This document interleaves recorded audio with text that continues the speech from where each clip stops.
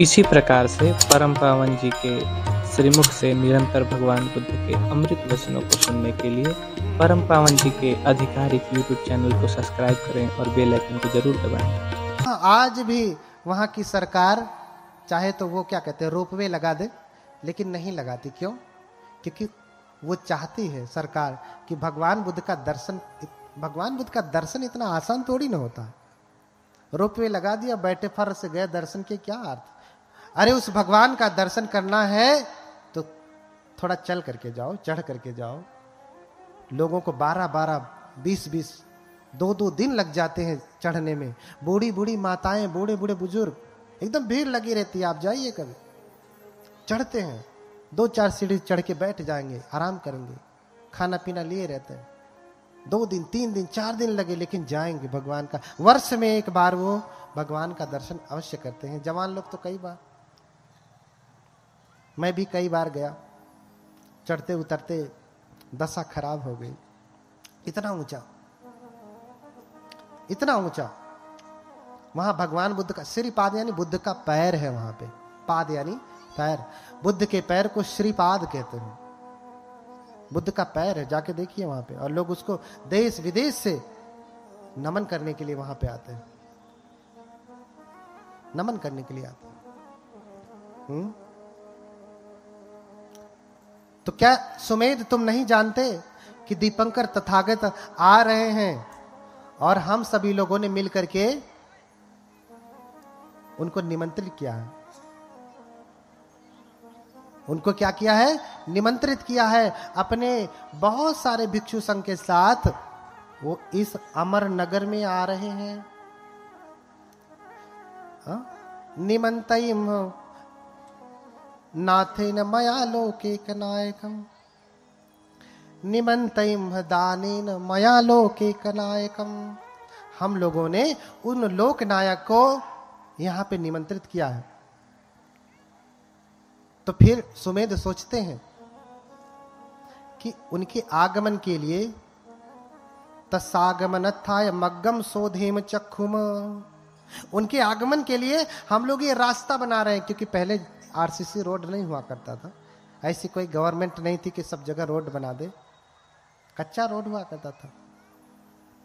हे चक्षुमान तस्सागमनत्थाय मग्गम सोधेम चक्षुम, हे चक्षुमान, उनके आगमन के लिए हम लोग क्या कर रहे हैं? रास्ता बना रहे हैं, मग्गम मार्ग बना रहे हैं, मार्ग बना रहे हैं। तो सुमेध सोचते हैं कि ये तो बड़ा पुण्य का कार्य है, मैं भी इसमें लगता हूं। जबकि वो 5 अभिज्ञा और 8 समापत्ति से युक्त हैं, वो चाहे तो ऐसे करें तो रास्ता बन जाए।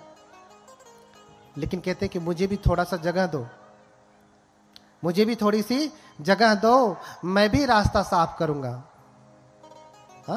याचित्वान पदेशकम लभित्वा विषमंठानं समंकातुं समारभि।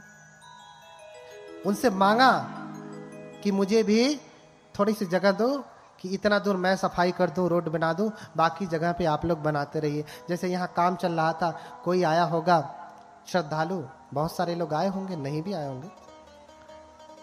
श्रद्धालु होगा तो आया होगा, बोला होगा कि अच्छा बताइए उपासिका जी, उषा भारती जी, हमको हमारे लिए क्या सेवा है। अपने अपने सामर्थ्य के अनुसार सब लोग सेवा दे रहे हैं। और ऋषि कह रहे हैं, सुमेध कह रहे हैं कि मैं भी रास्ता बनाऊंगा उनके लिए, इस पुण्य कार्य में सहयोगी बनूंगा। इसलिए फावड़ा ले लेते हैं और रास्ता बनाने लगते हैं। अब इतने वैभवशाली घर में रहें, जिनके घर में खुद ही 1000 बैलों की खेती, 7 पीढ़ियों का इतना विशाल धन, कभी खेत देखा भी नहीं, और फावड़ा चलाने की तो बात ही छोड़िए। और वो भी सब कुछ छोड़ करके जंगल जा करके अभी सप्ताह भर वो तप ही कर रहे हैं। एक सप्ताह कोई बैठ करके आए, फिर फावड़ा पकड़ा दीजिए, चलेगा। लेकिन फिर भी देखिए श्रद्धा कि नहीं, मैं भी बनाऊंगा। फावड़ा पकड़ लेते हैं, रास्ता बनाने लगते हैं। लेकिन उनसे बनता नहीं। भगवान आने वाले हैं और भगवान आने लगते हैं, दीपंकर बुद्ध आने लगते हैं दूर से ही। हाँ, दूर से ही भगवान को देखते, वो भगवान बुद्ध आ रहे हैं और सब लोग चिल्लाने लगते, भगवान आ रहे हैं, भगवान आ रहे हैं। आगच्छति भगवान, आगच्छति भगवान, आगच्छति भगवान। अरे देखो देखो भगवान आ रहे, भगवान आ रहे, भगवान भगवान आ रहे हैं। सब चिल्लाने लगे। अब वो देखते हैं कि अरे भगवान आ रहे हैं, लेकिन अभी इनके हिस्से का जो रास्ता बनाना था ये बना नहीं पाए, सफाई नहीं कर पाए। अभी पानी बह ही रहा है, कचरा बह ही रहा है, थोड़ा सा बचा है। अब भगवान अगर आएंगे तो उनके पैरों में पंख लग जाएगा, कीचड़ लग जाएगा। सोच रहे हैं भगवान। और सुमेध तपस्वी, क्या करूं, भगवान आ रहे हैं क्या करूं, भगवान आ रहे हैं क्या करूं, समझ में नहीं आ रहा। अब तो भगवान दिख गए, अब इतनी जल्दी बनेगा भी नहीं।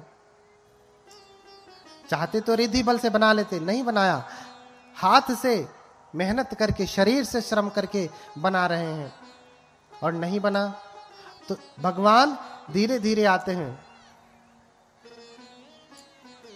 और नजदीक पहुंच जाते हैं। अब क्या करें, अब नजदीक पहुंच गए तो इधर से गुजरेंगे भगवान तो उनके पैरों में कीचड़ लग जाएगा। इसलिए क्या करते हैं कि भगवान के पैरों में कीचड़ ना लगे, वो वहीं पे तुरंत जो है अपना सर नीचे करके, पीठ ऊपर करके लेट जाते हैं कि भगवान अकमित्वा भगवा गच्छति हिताय में भविष्यति। भगवान मेरे ऊपर चल करके जाएंगे तो मेरे लिए क्या होगा, सुख का कारण होगा, ये मेरा कल्याण सिद्ध हो जाएगा, जो करना चाहता हूं वो पूर्ण हो जाएगा। भगवान के चरण रज अगर मेरे ऊपर पड़ गए तो। बोली भगवान बुद्ध की इतनी श्रद्धा। अब भगवान आते हैं, पास जैसे ही लेटे देखते हैं तो भगवान, पहली बात तो भगवान किसी को कुचलते नहीं। बुद्ध किसी के ऊपर चल करके नहीं जाते, चाहे कितना ही उसका मंगल सिद्ध होने वाला हो, कितना ही मंगल सोच करके वो लेटा हो, लेकिन बुद्ध कभी उसके ऊपर चलेंगे नहीं। क्योंकि भगवान बुद्ध जानते हैं कि तद्धर्म सर्वदेही नाम, ये मनुष्य जो आज लेटा है या संसार के जितने भी प्राणी हैं, सब में बोधि का बीज है। सब में क्या है, बोधि का बीज है। अगर कोई एक व्यक्ति बुद्ध बन सकता है तो संसार के समस्त प्राणी भी बुद्ध बन सकते हैं। अगर एक चने का बीज जम सकता है तो जितने चने उगाते हैं लगभग सभी जम सकते हैं। जमते हैं कि नहीं? आप जितना चना बोइए, अगर 100 आप बोएंगे तो आप समझिए कि 99 जमेंगे ही। ऐसे ही समस्त मानव जाति जो है उसमें बुद्धांकुर है। क्या है? उसे बुद्धांकुर कहते हैं। इसलिए इसी मऊ जिले में एक बुद्ध विहार है जिसका नाम क्या है, बुद्धांकुर। बुद्धयान भीम ज्योति बुद्ध विहार। हर प्राणी क्या है, बुद्धांकुर है, बुद्ध का अंकुर है, बुद्ध बन सकता है। इसलिए बुद्ध किसी को कुचलते नहीं, बिना बुद्ध के कुचले ही मंगल होता है। बुद्ध के दर्शन मात्र से ही मंगल होता है। इसलिए कहा श्रमणानंच दर्शनं, श्रमणों का दर्शन करना, दर्शन मात्र से ही मंगल हो जाता है, कुचलने की आवश्यकता नहीं। और आते हैं, रुकते हैं, फिर पूछते हैं सुमेध से कि तुम क्यों लेटे हो। देखिए, प्रश्न होता है कि सभी बुद्ध पूछते हैं। एक तो प्रश्न यह पैदा होता है कि बुद्ध अगर सच में लोगों के मन की बात जानते हैं तो पूछते क्यों हैं, और पूछते हैं तो इसका मतलब जानते नहीं। यही हुआ ना। बोलिए भगवान बुद्ध की। बुद्ध अगर सर्वज्ञ है, अभी हमने एक स्तुति की, सर्वज्ञ है सुगतो बुद्धो, क्या कहा, सर्वज्ञ, सब कुछ जानने वाले। क्या है? सब कुछ जानने वाले। अगर वो सर्वज्ञ हैं, सब कुछ जानते हैं, तो इसके मन में क्या चल रहा है ये नहीं जान रहे? पूछ क्यों रहे? फिर क्यों पूछ रहे?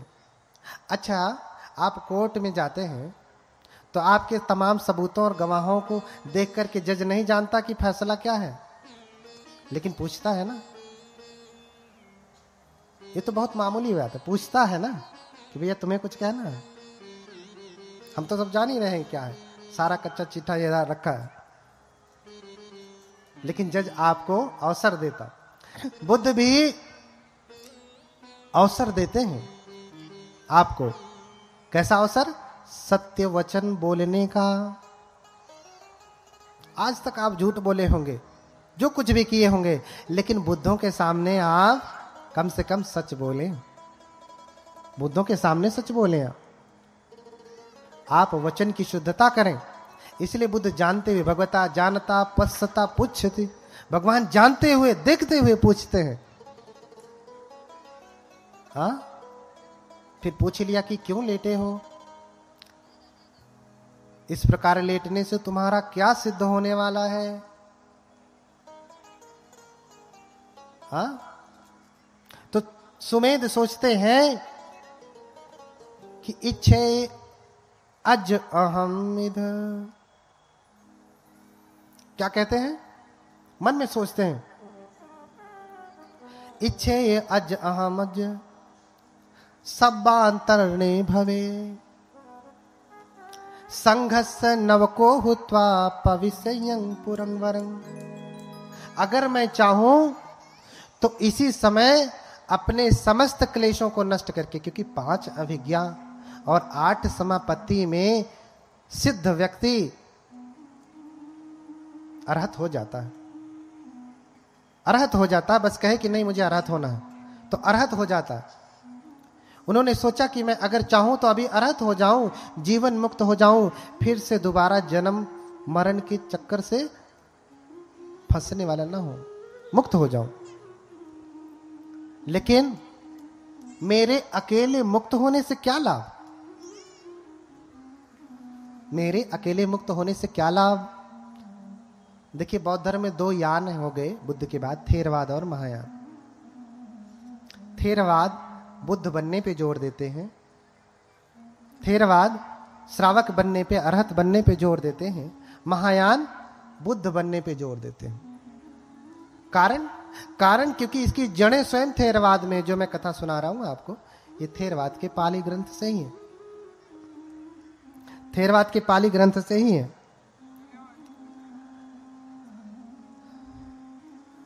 तो उसमें खुद ही कह रहे हैं,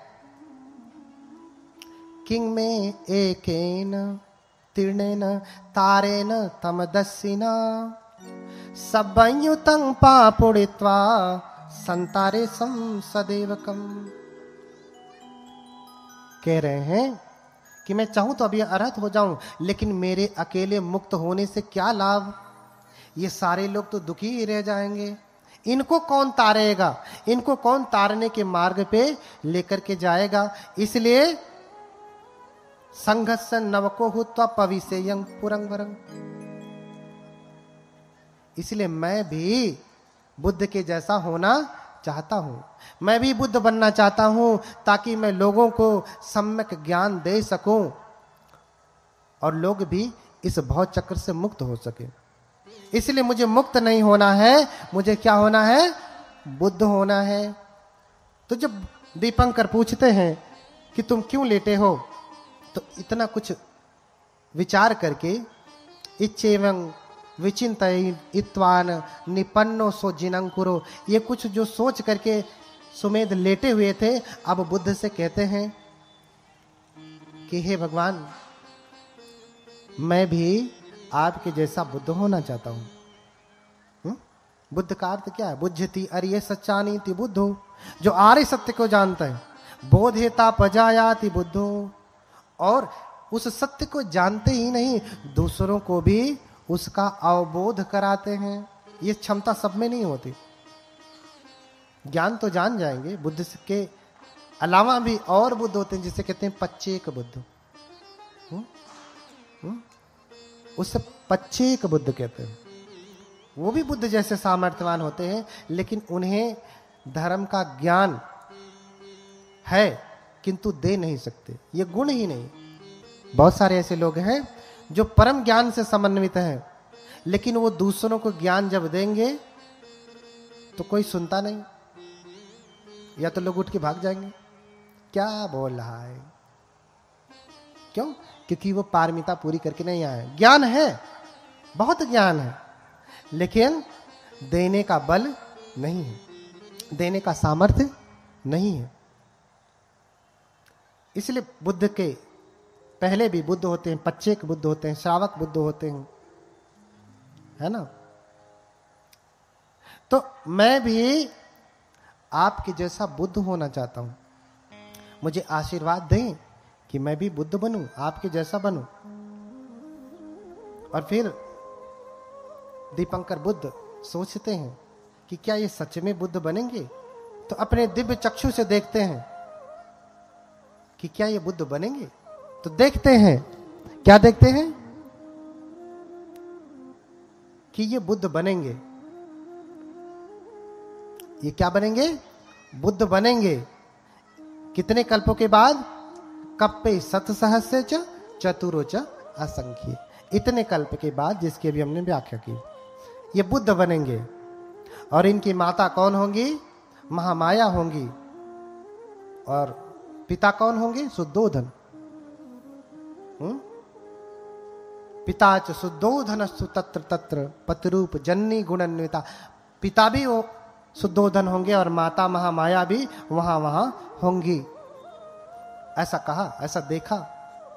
और फिर जब उन्होंने कहा कि हे भगवान मुझे भी बुद्ध होना है, तो दीपंकर बुद्ध ने अनुमोदन किया, आशीर्वाद दिया। एवं होतु, जिसे आप कहते हैं तथास्तु संस्कृत में। बुद्ध ने क्या कहा? एवं होतु, आशीर्वाद दिया, ऐसा ही हो, जो तुम चाह रहे हो ऐसा ही हो। और ऐसा कह करके स्वयं दीपंकर बुद्ध सुमेध तपस्वी की 8 बार परिक्रमा करते हैं और 8 मुट्ठी पुष्प से उनकी पूजा करते हैं। पूजे ही 8 मुट्ठे ही पुप्रे ही गुणक्वयो। उन्होंने 8 मुट्ठी पुष्प से क्या किया? पूजा किया। 8 बार प्रदक्षिणा की, प्रणाम प्रदक्षिणा। आप कभी भी सारनाथ आइए और जब आप आएंगे तो देखेंगे कि जितने बौद्ध धर्मावलंबी हैं, विदेशी जो परंपरागत बौद्ध हैं, वो सारनाथ के धम्मिक स्तूप की परिक्रमा करते हैं। क्या करते हैं? परिक्रमा करते हैं। 3 बार, 5 बार, 7 बार, 8 बार परिक्रमा करते हैं। सैकड़ों बार परिक्रमा करते हैं। और लामा जी लोगों को देखेंगे तो वो तो 108 बार, हर दिन 108 बार परिक्रमा करते हैं। हर दिन कम से कम 108 बार पंचांग प्रणाम करते हैं, जैसे अभी हम लोग कर रहे थे। ये पंचांग था, अष्टांग लेट करके होता, ये पंचांग प्रणाम था। तो कम से कम 108 बार परिक्रमा करते हैं, 108 बार पंचांग प्रणाम करते हैं। दीपंकर बुद्ध ने सुमेध की 8 बार परिक्रमा की। बुद्ध स्वयं बोधिसत्व की परिक्रमा कर रहे हैं। क्यों? क्योंकि ये भी होने वाले बुद्ध हैं, ये भी होने वाले बुद्ध हैं। तो दीपंकर बुद्ध सुमेध के शरीर की परिक्रमा नहीं कर रहे हैं, आप तो किसकी परिक्रमा कर रहे हैं? उनके भीतर उत्पन्न होने वाले बुद्धत्व की परिक्रमा कर रहे हैं कि ये होने वाले बुद्ध हैं, ये बोधि के बीज हैं, ज्ञान के बीज हैं, बुद्धत्व के बीज हैं। आज नहीं तो कल, जो कल्प पूरा होगा तो ये बुद्ध बनेंगे। और उनका देखा देखी उनके शिष्य भी 8 मुट्ठी पुष्प से उनकी पूजा करते हैं। अब आपके मन में प्रश्न होगा, 8 ही बार क्यों, 8 ही मुट्ठी पुष्प से पूजा क्यों किया? 10 क्यों नहीं किया? 20 कर लेते, या एक ही मुट्ठी क्या कम था? है ना? बोलिए भगवान बुद्ध की। क्योंकि जितने भी बुद्ध जब ज्ञान प्राप्त करते हैं, जितने भी बोधिसत्व जब बुद्ध बनते हैं, ज्ञान प्राप्त करते हैं, बुद्ध होते हैं, तो वो धर्म चक्र चलाते हैं। और धर्म चक्र अष्टांगिक मार्ग ही है। इसलिए 8 अंगों वाला मार्ग, 8 अंगों वाला धर्म चक्र ये चलाएं, इसलिए 8 बार इनकी परिक्रमा की। बोलिए भगवान बुद्ध की। आप भी जब जाएं धम्मिक स्तूपा में